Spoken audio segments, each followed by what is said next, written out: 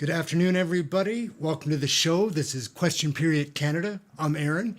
We've got an interesting show this afternoon. We're going to be reviewing a session of Parliament that took place in the fall when the Conservatives were putting a hard review on the state of affairs and looking ahead to the carbon tax and a bunch of things. It would seem like Pierre Poilievre was onto something, like he saw these things coming. And it's pretty interesting. Before we get into that, if you're interested in learning with me about the history and where we're going, who these players, the clowns in the circus are, all of that at the Sausage Factory, like, subscribe, give me feedback, tell me what you want less of. That's great. So we'll jump right into this. When we learned that the Costly Coalition would be introducing this economic update today, we had two demands. No new taxes on workers and seniors, and no new spending unless matched by equal savings. Today, this inflationary scheme triples the tax on home heat, gas, and groceries, and adds $20 billion of inflationary spending that will drive up the cost of living. And so, Conservatives will stand for the common people, their paychecks, their homes, their savings, and we will vote against this inflationary scheme. How do we get here? Well, the cost of government is driving up the cost of living. $500 billion of inflationary deficits have bid up the cost of the goods we buy and the interest that we pay.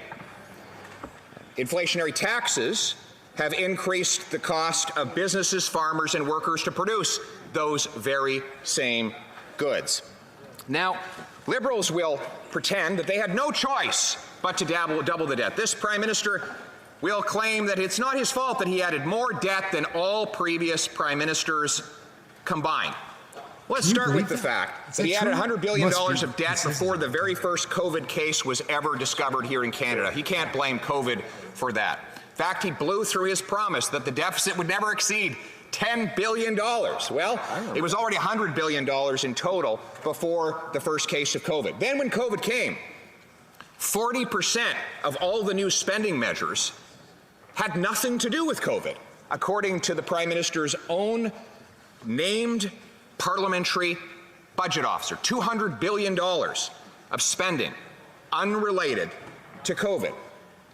And even amongst the COVID spending was an all-you-can-eat buffet of waste and mismanagement. They sent CERB checks to prisoners.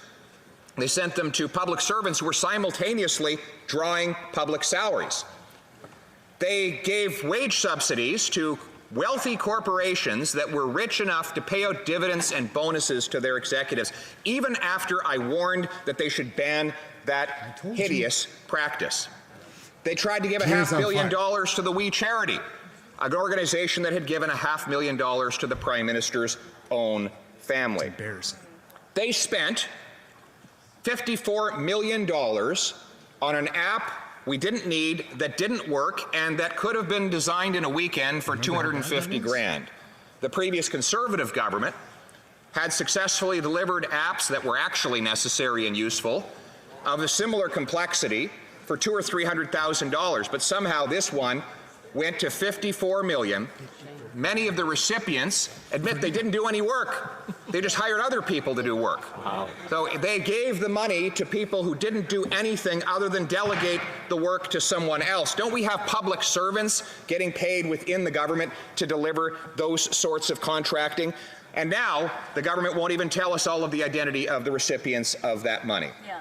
So don't tell me they had to double the size of the national debt. Don't tell me that every dollar of inflationary spending was necessary. They were irresponsible and they were unnecessarily profligate with the dollars of Canadians, and now people are paying the price. That's right. They're paying the price. I feel it.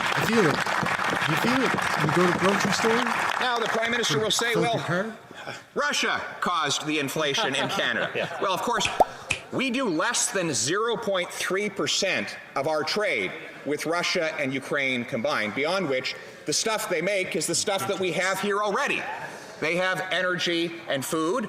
We have energy and food. If only the Prime Minister would get out of the way of our farmers and energy workers and let them produce.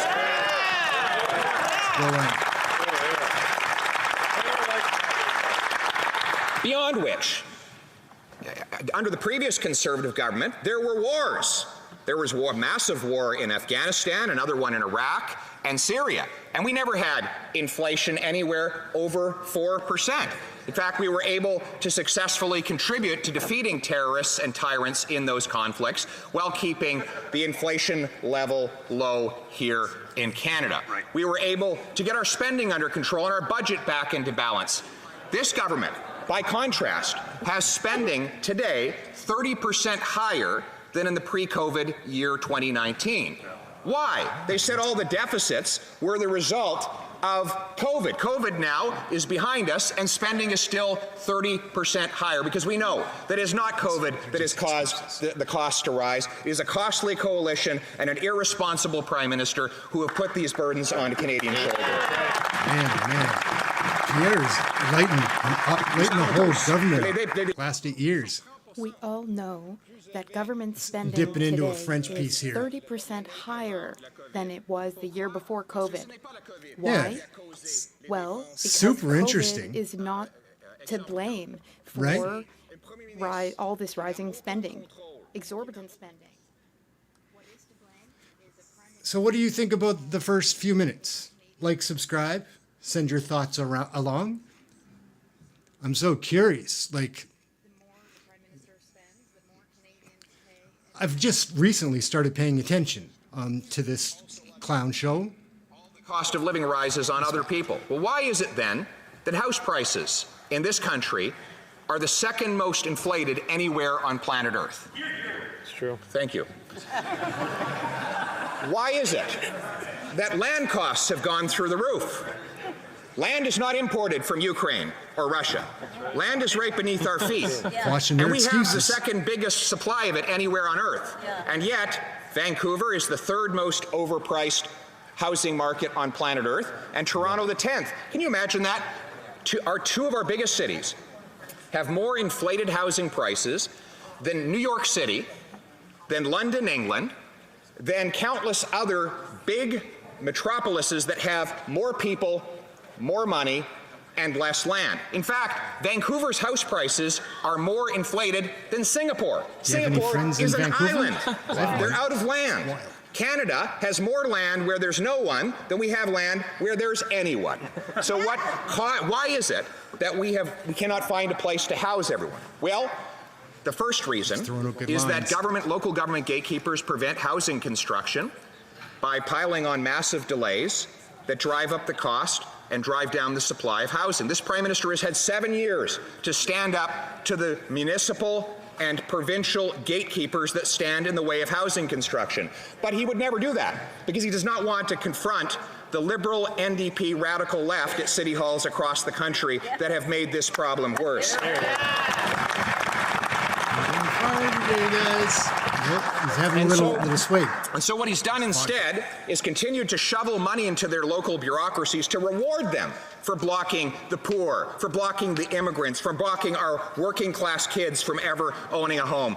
When I'm Prime Minister, we will impose conditions that if cities want more federal infrastructure money, they'll have to remove the gatekeepers. We will connect their infrastructure dollars to the number of houses that actually get built so that young people can find a place to live. And we will sell off 15% of the 37,000 federal buildings so that they can be converted into housing and our young people can have affordable homes.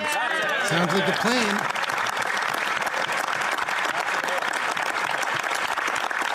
The second reason that we have such expensive housing and such expensive everything is because the Prime Minister engaged in a massive orgy of money printing over the last 2 years. Now, he said that money printing wouldn't cause inflation, right? Even though that's exactly what it has done every single time it has been tried over the last roughly 3,000 years, right? So here's how it worked.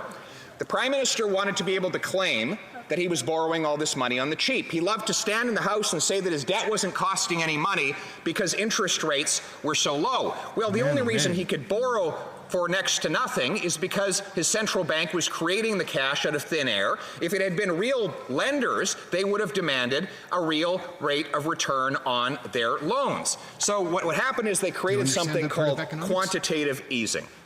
Whenever they invent new incomprehensible terminology, Mr. Speaker, you can be sure that there's something sinister behind it. And here's how it works. Very simple. The government sells bonds to lenders. Bank of Canada buys back those bonds at a higher price. The lenders love it. That's why the banks thoroughly endorse this strategy, because they made the money on the difference. Simple arbitrage. The government sells them something on a Monday and buys it back for them at a higher price on a Wednesday. Who wouldn't go for that deal? Well, unfortunately, only about 100 financial institutions are eligible to participate in it. The rest of the ordinary, hardworking Canadians who pay for it are not. But the banks and the insurance companies and other financial institutions profited off of this transaction. Now, the Bank of Canada pays for those bonds by depositing money in the accounts of those large financial institutions held on reserve at the Bank of Canada. And so those reserves skyrocketed over the last 2 years, and as the bank bought up to $400 billion of new debt. And what happened? That exploded the money supply, and more dollars chasing fewer goods reach higher prices. Much of the money then funneled into the financial system and was lent out in mortgages to wealthy investors who saw a massive expansion in the number of real estate holdings they could accumulate. Thus, housing prices went up 50% in 2 years, creating the biggest housing bubble in Canadian history. It didn't just happen? And now the central bank is forced to raise interest rates, it risks bursting that bubble. And all the people that got on the balloon when it was on the ground floor and it went up into the sky now risk coming crashing down as that balloon is bursting. And worse than that, the Bank of Canada now has hundreds of billions of dollars of deposits that it made into the accounts that it has on its reserves of those large financial institutions. Well, what's happened to those deposits? They now bear more interest because interest rates have gone up. So the wealthy bankers that participated in this arbitrage transaction at the beginning and were paid for it by having their more money deposited into their accounts at the Bank of Canada now collect 3.75% because that is the policy rate that the bank pays. Now, what does that mean? That the central bank is now losing money for the first time in its history, and Canadian taxpayers are forced to bail them out to a tune of $4 billion every year. This entire wretched scheme, of which I warned 2 years ago, will maybe in the end amount to the single biggest wealth transfer from working class people to ultra wealthy insiders, from the have-nots to the have-yachts at any time in our history. Mr. Speaker. Here's going. Having another shot of vodka. And now we see the painful consequences. It's not just about numbers on a ledger. It's about 1.5 million people forced to go to a food bank in a single month.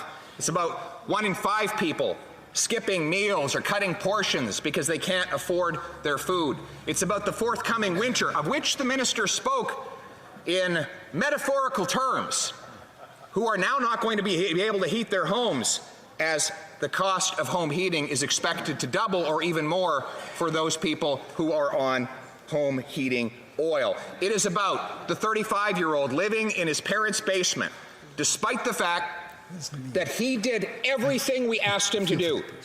He got a job, he got an education, he worked hard at every day, and now he can't afford a home, which means he can't build up collateral, cannot build credit history, cannot build savings for his future, and therefore cannot start a family. In Canada, a country with the most abundant, among the most abundant supply of land on earth, we can't find places for people to live. These are the real-world consequences of irresponsible decisions.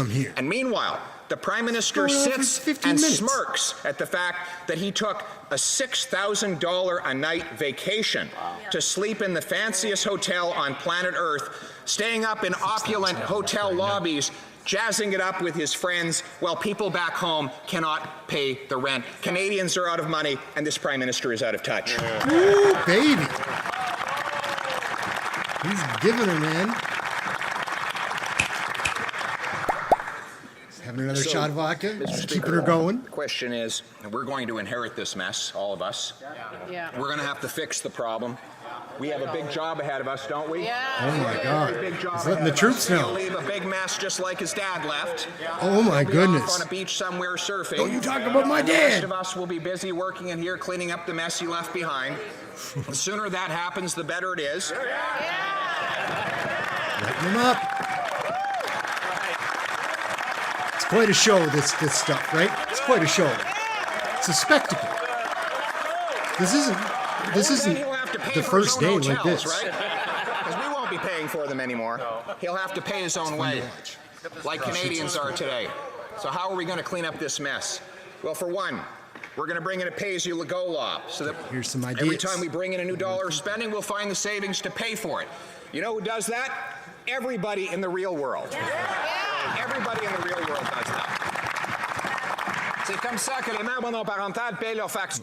That's how single mothers pay the bills. So what do you guys think so far?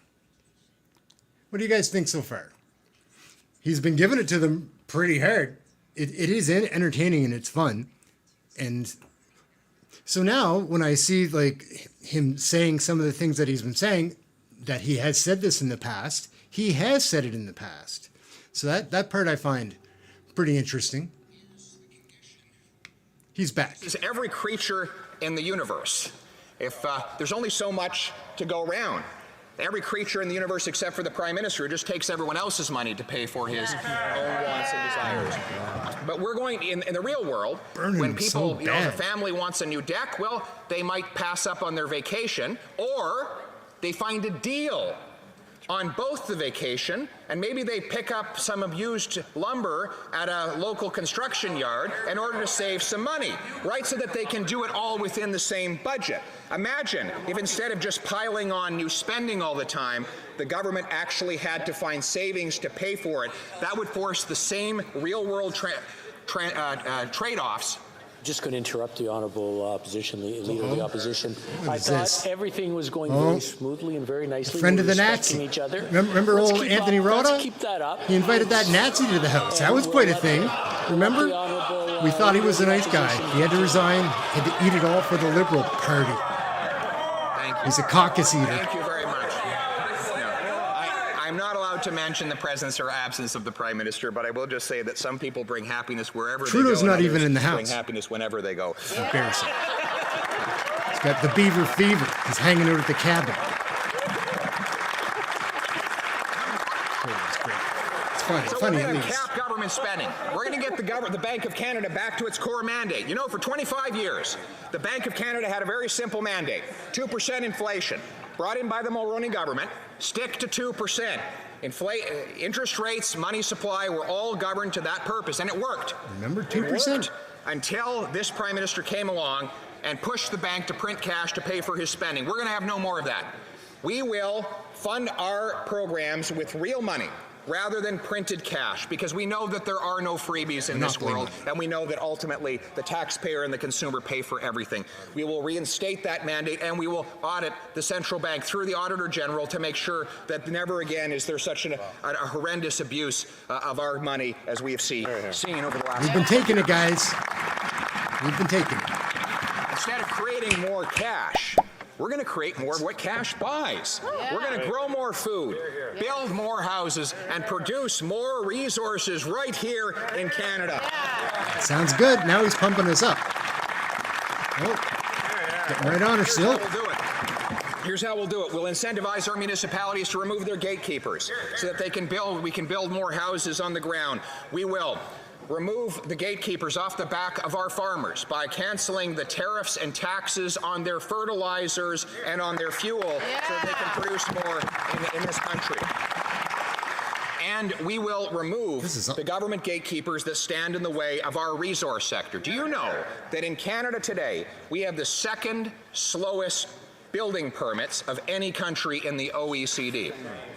Second, the only worse country is the Slovak Republic. In Canada, you take all the types of building permits that exist, everything from a renovation permit on a house all the way up to a full uranium mine, and you average it out. In Canada, the average permit time is 250 days. In South Korea, it's 28 days. So you want to wonder why 10%. Investors are taking their money to places like South Korea, Singapore, Australia, New Zealand, Switzerland, Ireland. Why? Because you can actually get things built in those countries. So that's what we're going to do in this country. We're going to compress the timelines and speed up approvals. We're going to challenge all levels of government to meet the goal of having Canada as the fastest place to deliver a building permit anywhere in the developed world. Sounds good. Bring in the business. The minister said today she's going to go and pitch the world on our critical minerals. Problem is she can't get them out of the ground, right? She's going to tell everyone that they exist. Oh, you're out there in that field. There's some lithium and copper and nickel. But if you have to wait 7 years for us to give a permit for anyone to dig that mine. She said she's going to give out a bunch of corporate welfare to mining companies. But those mining companies who can fill their bank accounts with taxpayers' cash, if they can't get a permit to dig the mine, they won't be able to turn it into anything other than big, fat boondoggles for taxpayers. So we will repeal the anti-energy law, C-69, so that we can build Canadian pipelines with Canadian steel that take Canadian energy to Canadian marketplaces and to around the world. Thanks. This is all before the carbon tax. Imagine sticking the carbon tax on top of how bad the situation is already. That pile on the back of our entrepreneurs so that it is actually rewarding to build things in this country. We are going to axe the carbon tax so that it's actually possible for our industries to compete. It was before we found out how bad. To afford energy in this country. And as for energy, there are two very different approaches. Over there, they believe that we should tackle climate change by making traditional energy that Canadians rely on more expensive. We believe in tackling climate change by making new alternatives more affordable. We'll do that, yes. It's interesting. This is before the carbon tax must have really pissed everybody off, and we've seen incentivizing and speeding up permits to mine lithium, copper, cobalt, graphite, and other necessary minerals that will eventually go into Canadian-made electric cars and to other forms of renewable energy. We will incentivize the production of these energies here in Canada. We will incentivize nuclear energy here on Canadian soil so that we can power our economy emissions-free. And yet we aussi, on va enlever. We will also cut down on red tape. All right, for guys. dams in Quebec. Here's a chance. I hope you've been enjoying some of the show. It's interesting to see, right? He's entertaining to watch, like him or not. He's entertaining, that's for sure. Yeah, so he's just speaking in French here, so I'll help you along. But not with what he's saying. I'll just cover it. I find it very entertaining to watch this stuff. If you're interested in learning with me, please send along some suggestions, what you'd like to see. Stuff like that, I'll try to do. Like, I'll try any idea once, for sure. He's an entertaining guy, though. It's easy to be the heel, though. It's easy just to criticize all the time, but he seems to have ideas. So, here he goes. Back on the vodka. Gonna fire out some more. Finally, spit we will make this a country fireballs. where work pays again. It doesn't pay to Spit out work some fireballs. for a lot of people, whether you're on disability and you've recovered to a point, or you've arrived at a point in your life where you realize you could work 10 or 15 hours and you want to get out into the world and contribute. The clawbacks right now mean that many people on disabilities lose more than $1 for every extra dollar they earn. This government published a report showing that a single mother with 3 kids earning $55,000 a year who earns another $1 loses 80 cents on that dollar. So she earns about $25 an hour. She loses in clawbacks of her benefits and taxes on her income 20 of those dollars. So her real wage on that extra hour worked is $5 an hour. Nobody in Canada should be expected to work for $5 an hour. That is an outrage, and that is why My first job was That is why $4.25. my government will reform our tax and benefit system to ensure that whenever somebody works an extra hour, takes an extra shift, or earns an extra bonus, they are always better off. They always keep more of that dollar.